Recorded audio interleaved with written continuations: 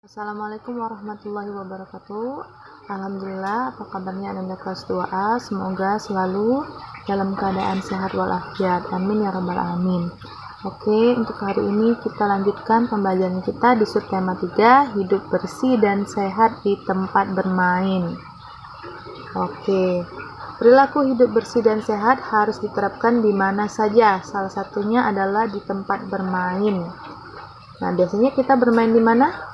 Biasanya sering kita bermain di rumah teman, di rumah, atau mungkin di taman. Walaupun bermain di tempat umum ya, atau di rumah teman, kita harus tetap menjaga kebersihan di lingkungannya. Oke, kita lanjutkan. Di halaman 52, pembelajaran 1, ayo membaca. Nina dan teman-teman sedang bermain di taman. Mereka bermain sambil berbincang. Nah, berikut ini ada percakapan antara Nina dan Deli. Kita baca dulu ya. Nina, bermain di taman ini menyenangkan ya? Benar Nin. Ada banyak mainan yang bisa kita gunakan. Selain itu, tempatnya juga bersih dan asri. Banyak pepohonan sehingga terasa sejuk. Jadi, kita tidak kepanasan ketika bermain. Oleh karena itu, kita harus menjaga kebersihan dan keindahan taman ini. Tentu saja, kita harus membuang sampah ke tempat sampah. Kita tidak boleh memetik bunga sembarangan. Kita juga tidak boleh merusak tanaman.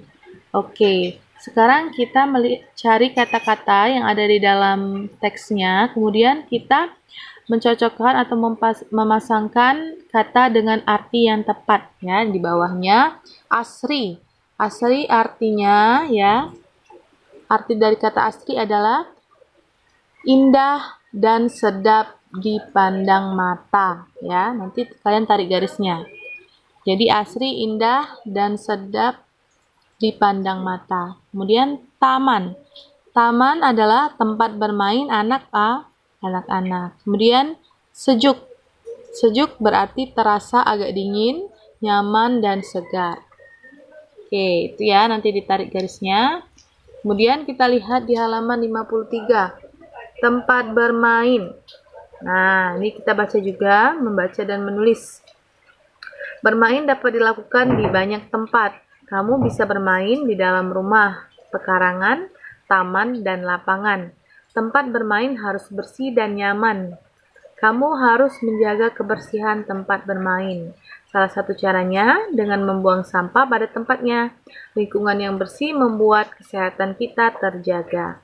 Oke, nomor 1 kita jawab ya. Apa yang sedang dilakukan Nina dan Lani di taman? Coba perhatikan gambarnya.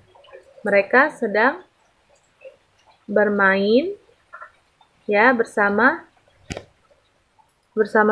di taman. Ada permainan apa saja?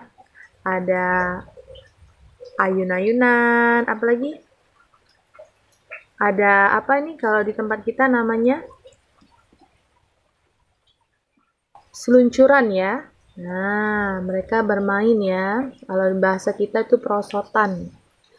Oke. Sekarang nomor 2. Apakah tempat bermain yang digunakan bersih? Bisa kita lihat ya, tempat Nina bermain di taman itu tidak ada sampah, bersih. Dan terlihat asri, sejuk juga. Oke, berarti tempat bermain yang digunakan bersih dan sejuk. Kemudian nomor 3. Bagaimana cara menjaga kebersihan tempat bermain? Oke, ada dalam teks ya jawabannya. Ini tuh. Salah satu caranya dengan membuang sampah pada tempatnya. Oke. Jadi nomor 3, jawabannya salah satu caranya dengan membuang sampah pada tempatnya. Nomor 4, bagaimana ciri-ciri tempat bermain yang bersih? Ciri-cirinya sudah pasti ya, seperti ciri-ciri lingkungan yang bersih, tidak ada sampah yang berserakan, dan terdapat tanaman hijau atau pepohonan. Ya, di tamannya juga disediakan tempat sampah, jadi siapapun yang bermain di taman bisa membuang sampah pada tempatnya sehingga kebersihannya terjaga. Oke, nah lihat di bawahnya. Ayo berkreasi. Perhatikan tembok di taman bermain. Di tembok terdapat gambar. Gambar tersebut dibuat menggunakan cat. Gambar di tembok termasuk karya 2 dimensi. Nah, ini ada gambar taman yang ada gambarnya. Di temboknya terdapat gambar-gambar ya di taman. Nah, karya ini ya seperti lukisan atau karya ilustrasi di tembok-tembok itu merupakan karya 2 dimensi. Maksudnya apa, Bu? Karya 2 dimensi? Karya 2 dimensi itu hanya memiliki 2 sisi atau 2 bentuk. Maksudnya apa? Hanya bisa ada panjang dan lebarnya saja. Jadi kita hanya bisa melihat panjang dan lebarnya saja, seperti karya yang digoreskan di tembok. Ya, seperti grafiti, lukisan, ya, itu karya yang dibuat di tempat yang datar ya, seperti tembok dan lain-lain. Nah, itu disebut dengan karya 2 dimensi. Nah, alat apa saja yang bisa digunakan untuk membuat karya 2 dimensi? Yang pertama bisa menggunakan kertas. Jadi, kalian itu sering menggambar di buku gambar, itu adalah karya 2 dimensi. Jadi, bisa menggunakan kertas, penghapus, pensil, penggaris, pewarna seperti krayon, pensil warna, atau yang suka melukis bisa menggunakan cat air, palet, dan kuas ya. Nah, itu alat yang digunakan untuk membuat karya 2 dimensi. Nah, jadi Ananda sering ya membuat karya 2 dimensi seperti gambar, kemudian diwarnai di buku gambar.